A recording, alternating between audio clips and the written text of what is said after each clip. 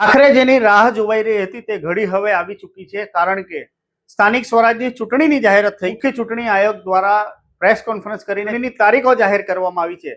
દાહોદ જિલ્લાની વાત કરીએ તો દાહોદ જિલ્લામાં 254 તાલુકા પંચાયતની બેઠકો ઉપર તેમજ જિલ્લા પંચાયતની 50 બેઠકો ઉપર સાથે જ દાહોદ નગરપાલિકાની 36 બેઠકો ઉપર આગામી 26મી એપ્રિલના રોજ મતદાન યોજાશે અને તેની મતગણતરી 28 એપ્રિલના રોજ થવાની છે. જે બાદ પરિણામ જાહેર થશે અને ત્યારબાદ નવી બોડી જિલ્લા પંચાયત, તાલુકા પંચાયત અને નગરપાલિકામાં સત્તાના સ્થાને બેસશે. આ માટે ચૂંટણી આયોગ દ્વારા જે તારીખો જાહેર કરવામાં આવી છે, જેમાં જાહેરનામું 6 એપ્રિલના દિવસે બહાર પાડવામાં આવશે.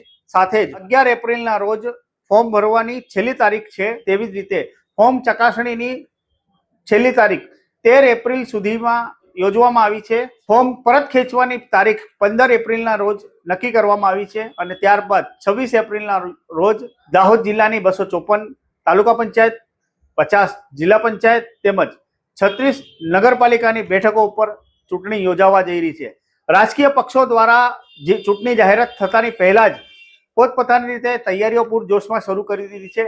ભારતીય જનતા પાર્ટીની વાત કરીએ તો ભારતીય જનતા પાર્ટી દ્વારા આ વખતે એડવાન્સ સ્ટેજ પર જઈને જે ચૂંટણી જાહેર થયા બાદ નિરીક્ષકો આવતા હતા અને સેન્સ લેવાની પ્રક્રિયા હાથ ધરવામાં આવતી હતી. આ પહેલા એડવાન્સ સ્ટેજમાં ડેમેજ કંટ્રોલના ભાગરૂપે ચૂંટણી જાહેર થતાની પહેલા જ નિરીક્ષકો દાહોદ જિલ્લાના મોકલી દીધા છે અને છેલ્લા 2 દિવસથી કમલમ ખાતે જિલ્લા પંચાયત, તાલુકા પંચાયત ખાતે સેન્સ પ્રક્રિયા હાથ ધરવામાં આવી રહી છે. જે ચૂંટણી લડવા મથતા જે ઉમેદવારો છે તેમને સાંભળવામાં આવી રહ્યા છે, તેમની કાર્યદક્ષતા ઉપર માર્કિંગ કરવામાં આવી રહ્યું છે.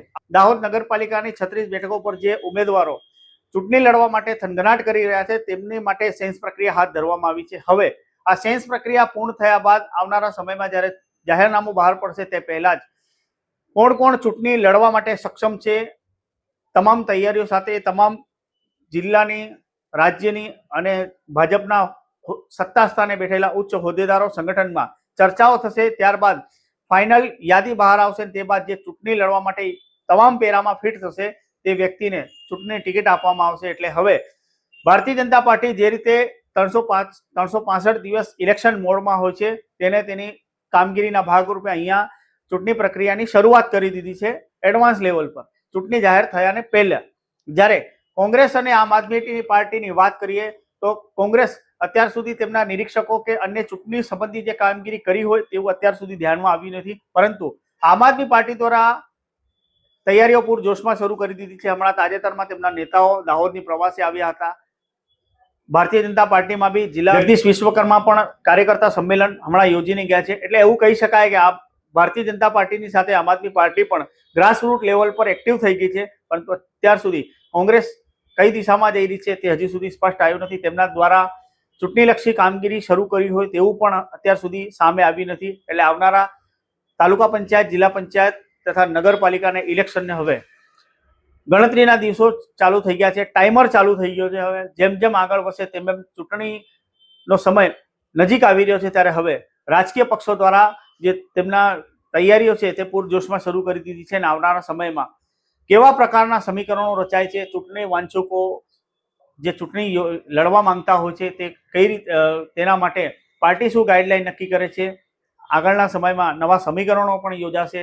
જે લોકોને ટિકિટ મળશે તેઓ તૈયારીમાં જ ઉતરાશે. જે લોકો નારાજ થયા હોય, રિસામણા મનામણાના દ્રશ્યો સર્જાશે, કોઈ અપક્ષમાં લડશે, કોઈ પક્ષ પલટું કરશે. એટલે આ હવે ચૂંટણી જાહેર થતાની સાથે જ રાજકીય માહોલમાં ગરમાવો આવ્યો છે અને રાજકીય પક્ષો પોતપોતાની રીતે તૈયારીઓમાં જોતરાઈ ગયા.